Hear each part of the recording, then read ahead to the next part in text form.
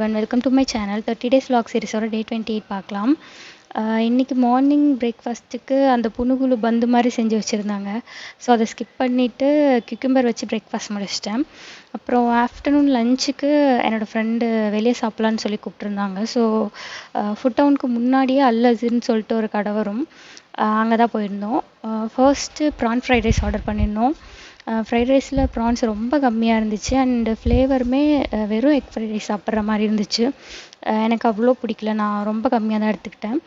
அப்புறம் சிக்கன் சுக்கா பிரியாணி ஒன்று ஆர்டர் பண்ணியிருந்தோம்.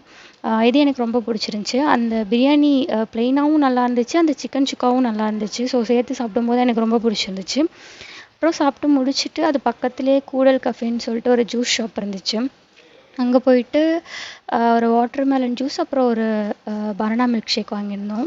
அப்புறம் குடிச்சிட்டே ரொம்ப நேரம் பேசிகிட்டு இருந்தோம். முடிச்சுட்டு அப்புறம் ரிட்டன் கிளம்பிட்டேன். அப்புறம் போகிற வழியில் இன்றைக்கும் ஸ்டால் போட்டிருந்தாங்க.